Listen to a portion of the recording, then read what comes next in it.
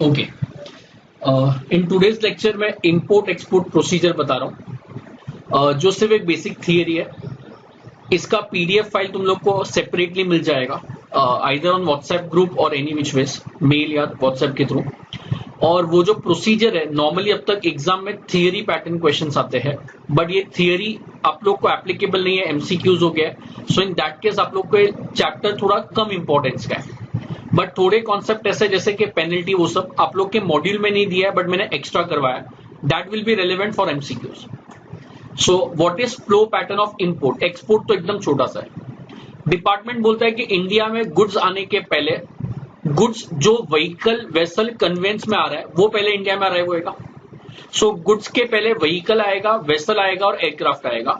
Sir vehicle vessel aircraft means, अगर मैं पूरे चैप्टर में कहीं पे भी वेसल बोल रहा हूं तो प्लीज अज्यूम करना कि वेसल मैंने बोला है सिर्फ एग्जांपल के लिए, बट वो तीनों के लिए प्रोविजन एप्लीकेबल है। मतलब गुड्स अगर पानी से आ रहा है तो भी सेम रूल एप्लीकेबल है, एयर से आ रहा है तो भी सेम रूल एप्लीकेबल है, रोड से आ रहा है तो भी सेम रूल एप्लीकेबल है। सर अगर इंडिया में कोई वेसल व्हीकल एयरक्राफ्ट को आने का है तो कहीं पे भी आ सकता है क्या? तो ऑब्वियसली वो कहीं पे भी नहीं आ सकता है। So it can arrive only at custom port और एयरपोर्ट और लैंड कस्टम स्टेशन।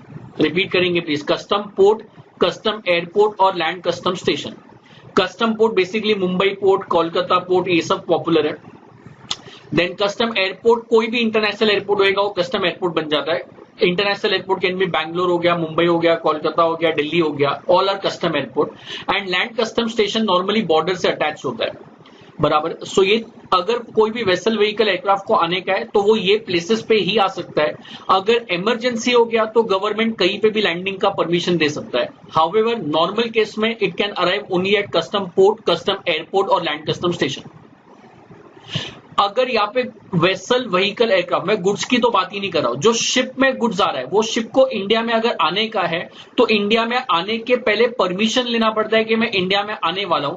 आने के पहले मैंने बोला तो वेसल और एयरक्राफ्ट का जो पर्सन इंचार्ज है, वेसल और एयरक्राफ्ट बोला मैंने, रोड नहीं बोला। तो जो शिप और एरोप्लेन का पर्सन इंचार्ज है, मतलब कैप्टन और पायलट, उन लोग को इंडिया में आने के पहले एक डॉक्यूमेंट फाइल करना पड़ता है। आने के पहले मैंने बोला, सो फाइल मतलब सबमिट नहीं करना पड़ता है, गवर्नमेंट के वेबसाइट पे अपलोड कर सकते हो। और अगर रोड के थ्रू गुड्स आ रहा है तो रोड में क्या होता है, बॉर्डर पे ऑलरेडी रिक्वायर्ड सिक्योरिटीज अवेलेबल होता है। तो इन दैट केस गवर्नमेंट बोलता है रोड में थोड़ा सा रिलैक्सेशन है। रोड से अगर गुड्स आ रहा है तो इंडिया में आने के बाद भी तुम लोग वो डॉक्यूमेंट फाइल कर सकता है, बट इंडिया में आने के बाद 12 घंटे के अंदर अंदर वो डॉक्यूमेंट फाइल हो जाना चाहिए। सर डॉक्यूमेंट मतलब अगर वेसल और एयरक्राफ्ट से आ रहा है तो आप लोग को आईजीएम फाइल करना पड़ता है। रोड से आ रहा है तो आप लोग को आईजीआर फाइल करना पड़ता है।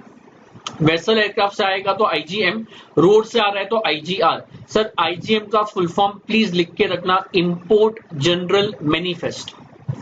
IgM is import general manifest, IGR is import general report. IGR is import general report. Sir इसमें क्या होएगा, इसमें आप लोग के वेसल व्हीकल एयरक्राफ्ट के अंदर जितने भी गुड्स है, जितने भी पर्सन है, पर्सन मतलब passenger and crew member, goods मतलब transit goods, transshipment goods, baggage, कोई भी गुड्स होएगा बेसिकली। गवर्नमेंट बोलता है हर एक का डिटेल आईजीएम और आईजीआर में होना चाहिए। अगर कोई भी गुड्स या पर्सन का डिटेल आईजीएम आईजीआर में नहीं है और गवर्नमेंट ने अगर पकड़ लिया तो सीधा स्मगलिंग का केस तुम लोग के ऊपर एप्लीकेबल हो जाएगा। It will be considered as illegal import into India. तो इंडिया में अगर आने का है तो आने से पहले वेसल और एयरक्राफ्ट को एक डॉक्यूमेंट फाइल करना पड़ता है, that is called as IGM, import general manifest. आने के पहले मैंने बोला। अगर व्हीकल से गुड्स आ रहा है तो आने के बाद भी फाइल हो सकता है, बट 12 घंटों के अंदर अंदर होना चाहिए। So that is called as IGR, import general report and import general manifest. In short term ये इसका मतलब होता है कि अपने को गवर्नमेंट को डिटेल देने का है अपने शिप, एयरक्राफ्ट और व्हीकल के अंदर कौन से पर्सन है, कौन से goods and so on. IgM IGR file करने के बाद सपोज वो वेसल अपने एयरपोर्ट पे आ गया, वेसल एयरक्राफ्ट व्हीकल अपने पोर्ट एयरपोर्ट पे आ गया, तो अभी उसमें से अपने को गुड्स बाहर निकालने का है।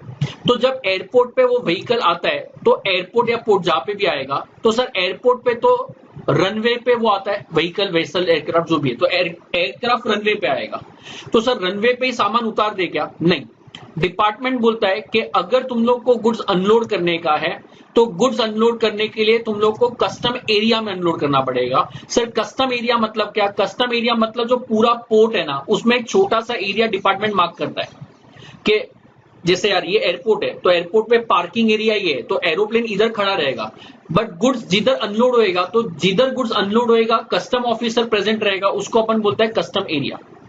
तो कस्टम एरिया इज बेसिकली जहां पे गुड्स अनलोड हो सकता है और जहां पे कस्टम ऑफिसर का प्रेजेंस रहता है। पूरे एयरपोर्ट पे कहीं पे भी अनलोड नहीं कर सकता है ना, तो पूरे एयरपोर्ट पे अराइवल का प्लेस अलग होता है, पार्किंग का प्लेस अलग होता है, इमिग्रेशन का प्लेस अलग होता है। तो एयरपोर्ट पे ही कस्टम एरिया होता है which is a part where goods unload हो सकता है। तो if the goods, first point unloading of goods का point number 1, goods can be unloaded only in custom area. I repeat, goods can be unloaded only in custom area. India में वही goods unload हो सकता है जो mentioned है IgM और IGR में। Goods can be unloaded only in, repeat करेंगे प्लीज, कस्टम एरिया। गुड्स कौन से अनलोड हो सकते हैं? सिर्फ वो गुड्स अनलोड हो सकते हैं जो आईजीएम और आईजीआर में मेंशन्ड है, जो अपन ने पहले फाइल किया था। सर गुड्स ऐसे कहीं पे भी अनलोड कभी भी कर दो, नहीं। गुड्स अनलोड तभी हो सकता है जब कस्टम ऑफिसर प्रेजेंट होएगा, और ये custom officer working day working hours में प्रेजेंट होता है। But sir international treaties, international water से अगर कोई शिप आ रहा है तो वो थोड़ा ना देखेगा कि इंडिया में संडे है तो मत जाओ। तो बेसिकली अगर वर्किंग डे वर्किंग आवर्स पे तुम लोग को नहीं आने का है, हॉलीडेज पे आने का है, तो तुम लोग को एक्स्ट्रा फीस भरना पड़ता है और कस्टम ऑफिसर वो टाइम पे प्रेजेंट हो जाता है। उसको अपन बोलता है मर्चेंट ओवर टाइम चार्जेस। इतना डिटेल में तुम्हारी बुक में नहीं दिया है, मैं एक्स्ट्रा पढ़ा रहा हूं। गुड्स अनलोड होने के लिए कस्टम ऑफिसर का प्रेजेंस होना जरूरी है। कस्टम ऑफिसर किधर प्रेजेंट होता है? वर्किंग डे वर्किंग आवर पे प्रेजेंट होता है। बट अगर हॉलीडे पे आने का है तो मर्चेंट ओवर टाइम चार्जेस पे करो, कस्टम ऑफिसर आप लोग के पास पहुंच जाएगा। लास्ट टाइम रिपीट करना ना, वेसल किधर आया? कस्टम पोर्ट एयरपोर्ट पे या लैंड कस्टम स्टेशन, किधर भी जो भी कन्वेंस होएगा। सर उसमें से गुड्स अनलोड किधर करने का है? तो गुड्स अनलोड होएगा only in custom area. Custom area में वही गुड्स अनलोड हो सकता है जो मेंशन्ड है आईजीएम और आईजीआर में, और in the presence of custom officer. जैसे तुम लोग ने कस्टम ऑफिसर को आईजीएम आईजीआर दिया, कस्टम ऑफिसर अपना इंस्पेक्शन कैरी आउट करेगा।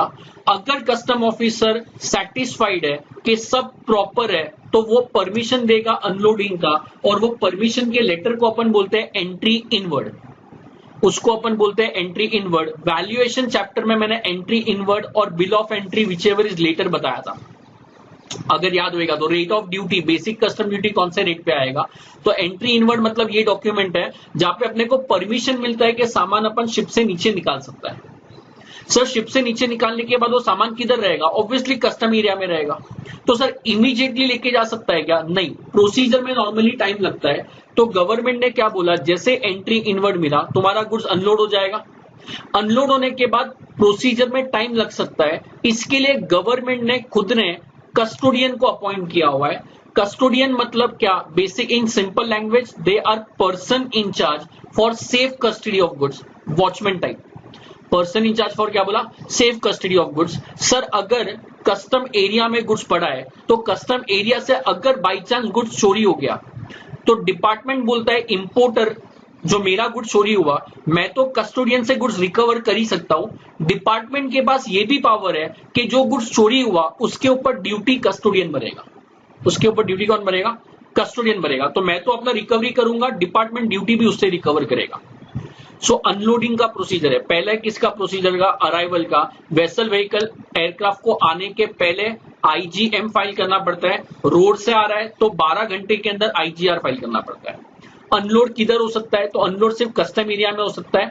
अनलोड वही गुड्स हो सकता है जो आईजीएम आईजीआर में मेंशन्ड है। अनलोड कस्टम ऑफिसर के प्रेजेंस में होएगा।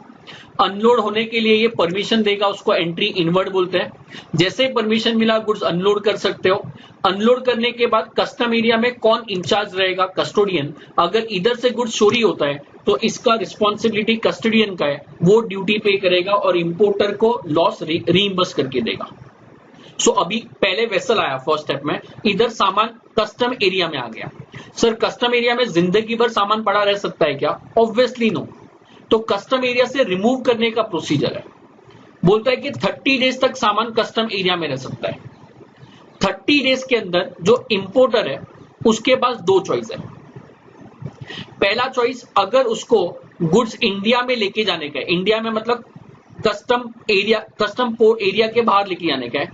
सो इंडिया में दुकान पे लेके आके बेचो या इंडिया में दुकान घर पे यूज करो, जो करने का है करो, बट अगर तुम लोग को कस्टम एरिया के बाहर गुड्स लेके जाने का है इंडिया में यूज करने के लिए, तो तुम लोग को बिल ऑफ एंट्री फाइल करना पड़ेगा। उसका नाम है bill of entry for home consumption, जो व्हाइट कलर का बिल होता है।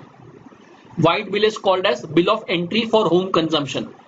सुन रहे हो क्या? White bill is called as bill of entry for home consumption. अगर तुम लोग को लगता है कि तुम लोग को है ना 30 डेज से ज्यादा टाइम चाहिए ड्यूटी पे करने के लिए, तुम लोग को लग रहा है 30 डेज में मेरा ड्यूटी कंप्लायंस नहीं होएगा, तो तुम लोग क्या कर सकता है, वो गुड्स को वेयर हाउस में डिपॉजिट कर सकता है। और जो वेयर हाउस में गुड्स डिपॉजिट होएगा तो उसके लिए तुम लोग को फाइल करना पड़ेगा bill of entry for warehousing, जो येलो कलर का पेपर होता है।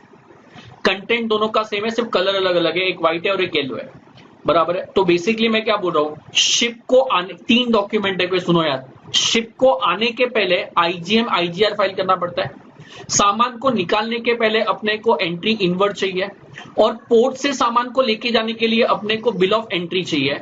अगर तुम लोग को घर पे यूज करने का है, इंडिया में बेचने का है, तो होम कंजम्पशन का बिल ऑफ एंट्री फाइल करो, और तुम लोग को ड्यूटी बाद में भरने का है तो वेयर हाउसिंग का फाइल करो। सर होम कंजम्पशन का बिल ऑफ एंट्री फाइल किया तो ड्यूटी पे करो और इंडिया में लेके जाओ।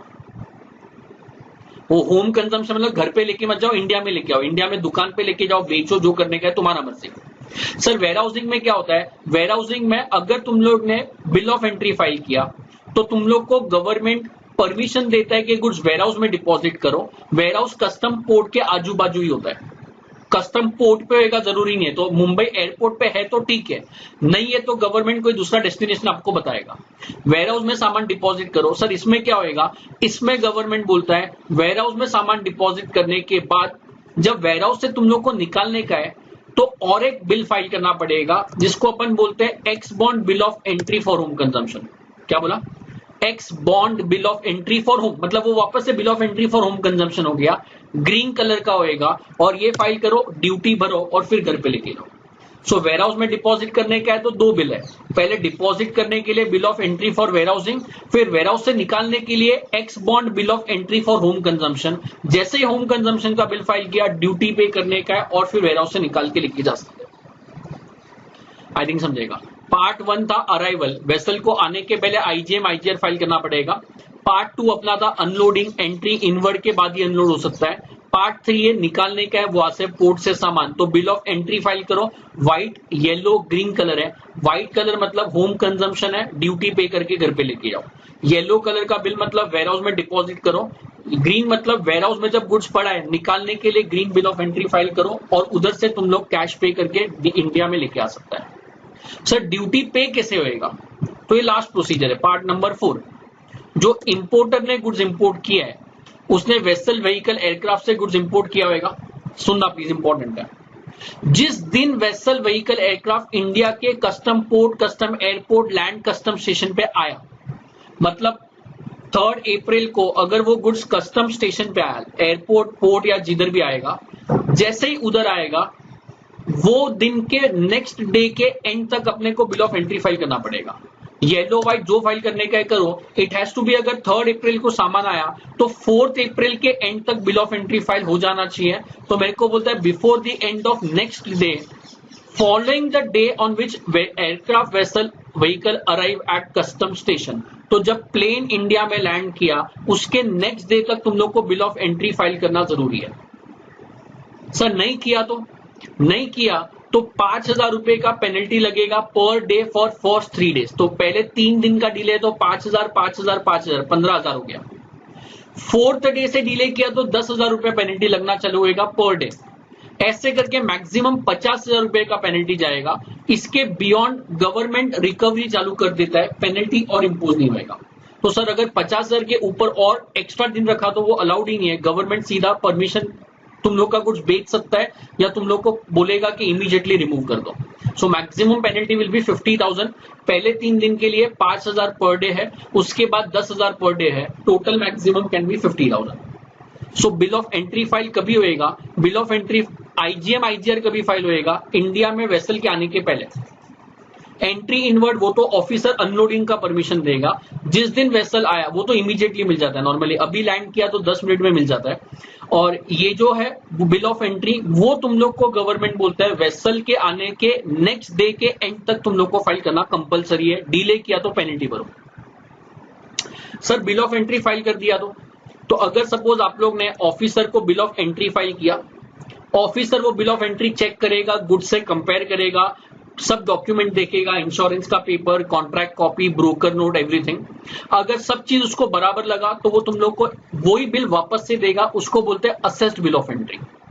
जैसे तुम लोग को बिल वापस मिला विद इन 2 वर्किंग डेज तुम लोग को ड्यूटी पे करना कंपलसरी है। तो पहले अपन बिल ऑफ एंट्री फाइल करेगा, सब प्रॉपर है तो वो बिल असेस चेक करके रिटर्न करेगा। जिस दिन रिटर्न आया वहां से 2 वर्किंग डेज के अंदर मेरे को ड्यूटी भरना पड़ेगा। जैसे ही मैंने ड्यूटी भरा गवर्नमेंट परमिशन देगा और गुड्स लेके जा सकते हो। सर ड्यूटी अगर 2 दिन में नहीं भरा तो 15% per annum interest will be applicable. ये रेट इंपॉर्टेंट है। In case of delay interest will be 15% per annum. I think समझेगा। सो ये इंपोर्ट प्रोसीजर है 4 पार्ट में। पहला पार्ट वेसल कैसे आएगा, दूसरा पार्ट अनलोड कैसे होएगा, तीसरा part upon bill of entry कब फाइल करेगा, चौथा पार्ट कस्टम से गुड्स रिमूव कब होएगा। सो that is procedure for import. Export procedure is very simple, एक ही स्लाइड में कंप्लीट हो जाता है। जो भी एक्सपोर्टर है या उसका जो एजेंट है कस्टम ब्रोकर, वो उसको गवर्नमेंट ने बोला है कि तुम लोग को इंडिया में एक्सपोर्ट करने का एक डॉक्यूमेंट फाइल करना पड़ता है, उसको अपन बोलते हैं इलेक्ट्रॉनिक इंटीग्रेटेड डिक्लेरेशन। क्या बोला? Electronic integrated declaration. सर ये कहां पे फाइल करना पड़ता है? तो गवर्नमेंट का ऑनलाइन पोर्टल है आइस गेट, उस पे फाइल करना पड़ता है। सो आप लोग को कहीं पे फाइल नहीं करने का है, गवर्नमेंट के पोर्टल पे जाओ, डाउनलोड करो, फॉर्म भरो और अपलोड कर दो। सो अगर एक्सपोर्ट करने का है तो इलेक्ट्रॉनिक इंटीग्रेटेड डिक्लेरेशन तुम लोग को फाइल करना पड़ता है आइस गेट पे जाके। उधर तुम लोग को डॉक्यूमेंट्स अपलोड करने पड़ते हैं और ये डॉक्यूमेंट्स और फॉर्म डिजिटली साइन करना पड़ेगा। तो तुम लोग गवर्नमेंट के वेबसाइट पे गए, कस्टम्स के वेबसाइट पे आइस गेट पे तुम लोग ने डिक्लेरेशन साइन किया, डॉक्यूमेंट्स अपलोड किया और डिजिटल साइन करना पड़ेगा। अगर सब चीज प्रॉपर है तो ऑटोमेटिकली शिपिंग बिल आ जाता है। ऑटोमेटिकली आप लोग को नहीं भरने का। सर शिपिंग बिल मतलब क्या? इंपोर्ट करते हैं तो अपन बिल ऑफ एंट्री फाइल करते हैं। बिल ऑफ एंट्री मतलब एक डॉक्यूमेंट जिसमें तुम लोग ने गुड्स कौन से कंट्री से आया, गुड्स इंडिया में कौन से डेट पे आया, कौन से टाइम पे आया, गुड्स कौन से आए, value of goods, exchange rate, सब दुनिया भर का इंफॉर्मेशन उसमें लिखा रहता है। सो बिल ऑफ एंट्री तुम लोग का जो इनकम टैक्स में रिटर्न्स होता है वैसे बिल ऑफ एंट्री होता है। तो एक्सपोर्ट में वो बिल ऑफ एंट्री का नाम चेंज करके शिपिंग बिल हो गया, या बिल ऑफ एक्सपोर्ट बोल सकते हो, शिपिंग बिल या तो बिल ऑफ एक्सपोर्ट। तो जैसे तुम लोग ने आइस गेट पे डिक्लेरेशन फाइल किया, डॉक्यूमेंट सबमिट किया, ऑटोमेटिकली शिपिंग बिल, उधर क्या था बिल ऑफ एंट्री अपने को फाइल करना था, इधर शिपिंग बिल ऑटोमेटिकली जनरेट हो जाएगा। अगर शिपिंग बिल ऑटोमेटिकली जनरेट हो जाता है, अगर कोई एरर नहीं है तो ऑब्वियसली तुम लोग को वापस से शिपिंग बिल फाइल करने का जरूरत नहीं है। सो पहले क्या करेंगे अपन, अपने ऑफिस में बैठ के आइस गेट पे जाएंगे, डिक्लेरेशन फाइल करेंगे, डॉक्यूमेंट अनलोड करेंगे, ऑटोमेटिकली आप लोग का शिपिंग बिल जनरेट हो जाएगा। शिपिंग बिल से भी डॉक्यूमेंट होता है। शिपिंग बिल जनरेट होने के बाद जो ऑफिसर है वो उसका असेसमेंट करेगा, मतलब तुम्हारे डॉक्यूमेंट से सब मैच करेगा, गुड्स देखेगा, everything will be seen properly. अगर इसको लगता है कि सब प्रॉपर है तो वो तुम लोग को शिपिंग बिल बोलेगा इस प्रॉपर, आप ड्यूटी पे कर दो। सो एक्सपोर्टर को ड्यूटी पे होता है, एक्सपोर्ट पे नॉर्मली ड्यूटी आता ही नहीं है, बट इन केस एप्लीकेबल तो तुम लोग को पे करना पड़ेगा। तो ये प्रोसीजर पूरा उल्टा जा रहा है अगर समझ रहा है तो। पहले अपन ने डिक्लेरेशन फाइल किया, ऑटोमेटिकली शिपिंग बिल जनरेट हुआ, ऑफिसर ने शिपिंग बिल वेरीफाई किया और मैंने ड्यूटी पे किया। मैंने ड्यूटी पे करने के बाद अपना जो गुड्स है एयरपोर्ट पोर्ट पे जाएगा एक्सपोर्ट होने के लिए। तो ये जो डॉक्यूमेंट है, अभी तक तो डॉक्यूमेंट से सब टैली हो रहा था, ऑफिसर गुड्स और डॉक्यूमेंट को कंपेयर करेगा। अगर उसको लगता है कि गुड्स और डॉक्यूमेंट मैच हो रहा है, कोई डिस्क्रिपेंसी नहीं है, तो वो तुम लोग को परमिशन देगा कि तुम लोग गुड्स लोड कर सकता है शिप में। तो वो जो परमिशन होता है उसको अपन बोलते हैं एंट्री आउटवर्ड। उधर अनलोडिंग का परमिशन होता है, इधर लोडिंग का परमिशन होता है। अनलोडिंग को एंट्री इनवर्ड बोलते हैं, लोडिंग को एंट्री आउटवर्ड बोलते हैं। उधर ड्यूटी भरने के लिए बिल ऑफ एंट्री होता है, इधर शिपिंग बिल होता है। जैसे तुम लोग को एंट्री आउटवर्ड मिल गया, तुम लोग एक्सपोर्टर इसका एक कॉपी फॉरवर्ड करेगा कैप्टन को, एयर है तो पायलट को, रोड है तो ड्राइवर को, और वो गुड्स लोड करेगा और इंडिया से वो गुड्स एक्सपोर्ट हो जाएगा। एक्सपोर्ट मतलब मैंने बोला हुआ है, एक्सपोर्ट मतलब 200 नॉटिकल माइल के बाहर गुड्स जाना चाहिए। 12 नॉटिकल माइल नहीं होता है, 200 नॉटिकल माइल होता है। वो कस्टम लेक्चर नंबर 1 में मैंने बताया था। So flow pattern of export is very simple. You go to government website IceGate, upload your declaration, upload documents and digitally sign everything. Once you upload these documents on IceGate website, automatically shipping bill will be generated. Shipping bill need not be physically filed if it is automatically generated on the portal. Once shipping bill is generated, custom officer will inspect that bill, assessed bill आप लोग को मिलेगा. On that basis you have to pay duty. Once duty is paid, goods जो port पे है और जो shipping bill है वो कंपेयर होएगा. If everything is proper, he will grant you permission for loading the goods, that is entry outward. Entry outward का एक कॉपी कैप्टन को दो, वो गुड्स लोड करेगा और इंडिया से वो गुड्स डिस्पैच हो सकता है.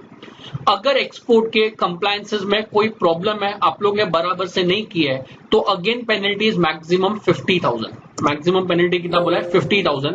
एंड मेरे को बोलता है कि शिपिंग बिल जो तुम लोग को मिला है वो 5 साल तक मेंटेन करना जरूरी है. तो you have to preserve online, physical, whatever you want to, but 5 साल तक वो शिपिंग बिल प्रिजर्व होना कंपलसरी है. So that is flow pattern of export. बराबर है. सो वेसल व्हीकल एयरक्राफ्ट किधर आ सकता है? Only custom port, airport, land custom station पे आ सकता है. आने के पहले आईजीएम फाइल करो. रोड है तो आईजीआर फाइल करो, बाद में भी हो सकता है बट 12 आवर्स के अंदर. आईजीएम, आईजीआर बेसिकली सारे गुड्स और पर्सन का डिटेल है. इंडिया में सामान अनलोड करने का है तो अनलोड सिर्फ कस्टम पोर्ट, एयरपोर्ट पे हो सकता है, वो भी कस्टम एरिया के अंदर हो सकता है. Only those goods can be unloaded which are mentioned in IGM and IGR. It can be unloaded in the presence of custom officer. Custom officer अगर satisfied है तो एंट्री इनवर्ड देगा. गुड्स आप अनलोड कर सकते हो. कस्टोडियन इंचार्ज रहेगा. यहां से चोरी हुआ तो कस्टोडियन ड्यूटी भरेगा. अगर कस्टम एरिया में गुड्स आया है तो मैक्सिमम 30 दिन इधर रह सकता है. 30 दिन के अंदर या तो तुम लोग bill of entry for home consumption file करो या तो वेयर हाउसिंग फाइल करो. होम कंजम्पशन फाइल किया तो ड्यूटी पे करो और घर पे लेके जाओ. वेयर हाउसिंग फाइल किया तो वेयर हाउस में डिपॉजिट करो, जब वेयर हाउस से निकालेगा तब ड्यूटी भरने का है. बिल ऑफ एंट्री का टाइम लिमिट क्या है? जिस दिन वेसल व्हीकल एयरक्राफ्ट आया वहां से नेक्स्ट डे के एंड तक तुम लोग के डॉक्यूमेंट फाइल करना पड़ेगा. नहीं किया तो 5,000 रुपया पहले 3 दिन में पर डे पेनल्टी है, फिर 10,000 पर डे, ऐसा मैक्सिमम 50,000. अगर तुम लोग ने बिल ऑफ एंट्री फाइल किया है, डिपार्टमेंट चेक करके रिटर्न करेगा. 2 दिन के अंदर ड्यूटी भरो, वो ऑर्डर ऑफ क्लियरेंस देगा, घर पे लेके जाओ. अगर ड्यूटी लेट भरा तो इंटरेस्ट 15% पर एनम एप्लीकेबल होएगा. That was import. एक्सपोर्ट का फ्लो पैटर्न, आप लोग एक्सपोर्टर हो, गवर्नमेंट के आइसगेट वेबसाइट पे जाके डिक्लेरेशन फाइल करो, डॉक्यूमेंट अपलोड करो, डिजिटली साइन करो, ऑटोमेटिकली शिपिंग बिल जनरेट होएगा. तुम लोग को जनरेट करने का जरूरत नहीं है. शिपिंग बिल ऑफिसर वेरीफाई करेगा. ड्यूटी पे करो.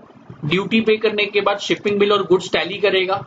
उसको सब प्रॉपर लगता है तो एंट्री आउटवर्ड देगा. इसका एक कॉपी तुम लोग को किसको देने का है? कैप्टन को. वो लोड करेगा और इंडिया से गुड्स एक्सपोर्ट हो जाएगा.